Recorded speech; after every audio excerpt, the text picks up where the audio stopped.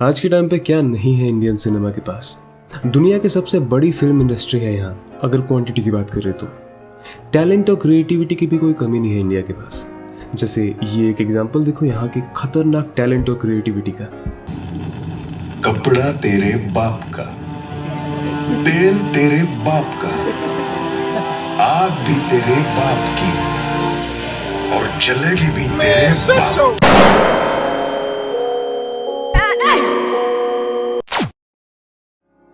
जो इंडिया दुनिया की सबसे बड़ी ऑर्गेनाइजेशंस को लीडर्स दे सकता है, उसके पास अच्छे राइटर्स और एक्टर्स से लेकर डायरेक्टर्स और स्क्रीन राइटर्स, किसी चीज की कमी नहीं हो सकती।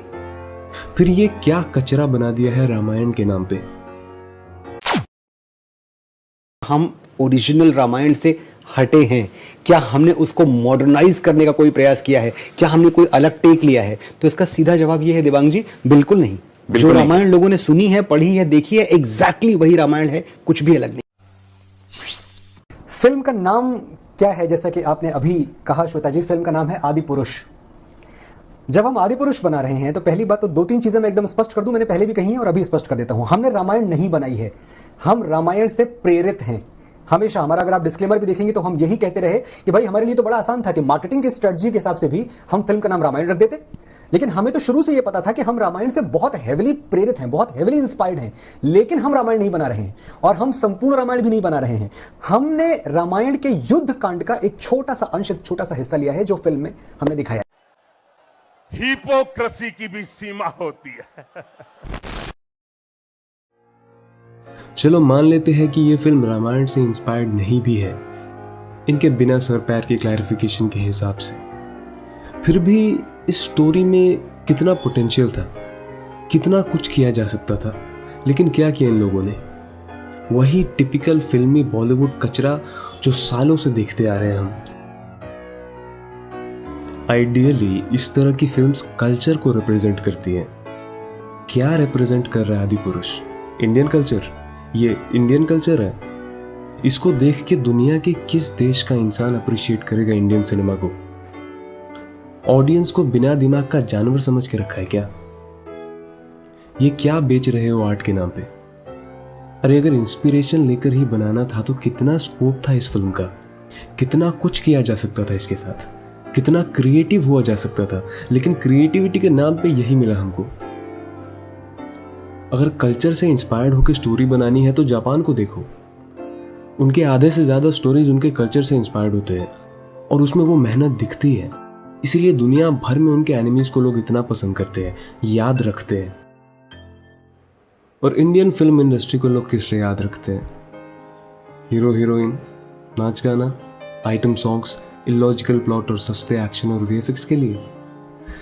जहां वही एक जैसी स्टोरी जिसमें हीरो बचा लेता है हीरोइन को गुंडों से, हीरोइन को प्यार हो जाता है हीरो से पहली नज़र में बिना कुछ सोचे समझे। हीरो जनरली गरीब या मिडिल क्लास होता है, लेकिन फिर भी उसको करोड़पति गर्लफ्रेंड मिल जाती है। गुंडा पैदा ही होता है मार खाने के लिए, उसके लाइफ का सोल पर्पस होता है हीरो से पिटना। जैसे हीरोइन का एकमात्र गोल होता है हीरो के साथ रहना और रोमांटिक गानों में नाचना। ये बात तो साफ है कि हमको बनी बनाई स्टोरीज बेची जाती है। ये रहा एक मिडिल क्लास कॉमन मैन जो सब कुछ कर सकता है, सब कुछ डिजर्व करता है। मूवीज के सक्सेसफुल होने के लिए थोड़ा कमर्शियल होना पड़ता है, मार्केट के हिसाब से चलना पड़ता है, लेकिन कमर्शियलाइजेशन के चक्कर में कुछ भी दिखाओगे क्या? आर्ट का मतलब सिर्फ बिना सर पैर का एंटरटेनमेंट नहीं, इनोवेशन भी होता है। इनोवेशन कहाँ है? इनोवेशन के नाम पे यही देखने को मिलता है हमको। Oh my God, bro. Oh, hell no, man. What the fuck, man? Get your ass on, boy. You get your goddamn ugly ass on. Dude, hell, oh my God, no way, yeah. और बात यहाँ south versus Bollywood की है ही नहीं। तुम north, south, east, waste, ऊपर नीचे कहीं से भी मूवीज लाओ, अगर कंटेंट में दम होगा तो लोग जरूर देखेंगे, वो दुनिया के किसी भी कोने से हो। यहाँ हमें मूवीज से कम और मूवीज बनाने वालों से ज्यादा मतलब होता है। एक्टर्स को भगवान जैसा ट्रीटमेंट मिलता है। ये बॉयकॉट करो, वो बॉयकॉट करो, फिल्म से किसी को मतलब है भी कि नहीं?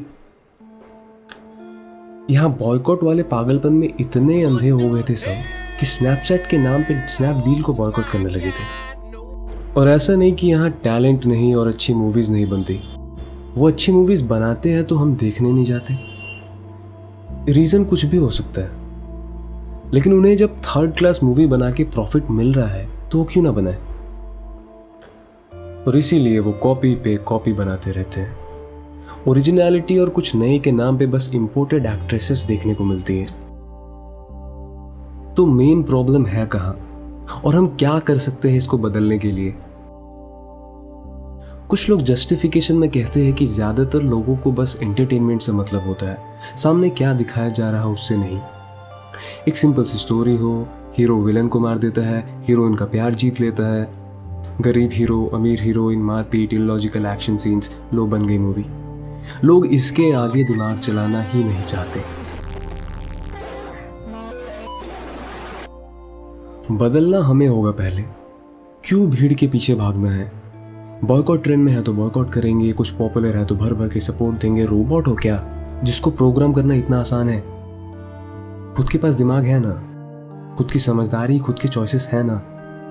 खुद डिसाइड करना चाहिए हमें क्या देखना है, क्यों देखना है। और बात सिर्फ एंटरटेनमेंट की नहीं है। सबको पता है कि सिनेमा का क्या पागलपन है इंडिया में। लोग अपने हेयर स्टाइल और चश्मे से लेके अपने पार्टनर और वेडिंग डेस्टिनेशंस सब कुछ पॉपुलर कल्चर के हिसाब से डिसाइड करते हैं। तो ये कहना बिल्कुल भी गलत नहीं होगा कि फिल्म्स और पॉपुलर कल्चर में जो भी चल रहा है उसका असर डायरेक्टली या इनडायरेक्टली इंडिया के लोगों पर होगा ही होगा। इसका मतलब उनकी सोच भी उसके हिसाब से ही डेवलप होगी। कौन सी थियरी या फिलॉसफी के हिसाब से एक इंसान को दूसरे इंसान को देख के ही पहली नजर में प्यार हो जाता है, और इतना भयंकर प्यार कि सारा काम धंधा छोड़ के अपने पार्टनर के पीछे हाथ धो के पड़ जाता है ये फिल्मी आशिक। वो पैदा ही हुआ है रोमांस करने के लिए। हार्मोनल इम्बैलेंस और प्यार के बीच का डिफरेंस समझ में नहीं आता इंडियन सिनेमा को। ये इलॉजिकल फिल्मी प्यार को इतना इंपॉर्टेंस दिया जाएगा तो ये कंज्यूमर्स या यूथ के लिए भी उतना ही ज़रूरी बनता जाएगा, और वो अपनी जवानी का सबसे ज़रूरी हिस्सा एक गलत आइडिया के पीछे बर्बाद कर देंगे।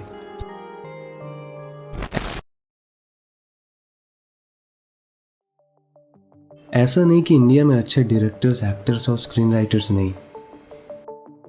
इंडिया में वो सब है जो हॉलीवुड या किसी और इंडस्ट्री के पास है, लेकिन यहाँ ज़्यादातर ऑडियंस को इनोवेशन से कोई मतलब ही नहीं। यहाँ अच्छे आर्ट को बढ़ावा नहीं दिया जाता। सब एक दूसरे को गलत प्रूव करने में लगे होते हैं। मेरा कम्युनिटी, मेरा रिलीजन, मेरा जेंडर। और वो भी मजबूरी में टिपिकल मसाला फिल्म बनाने लगते हैं।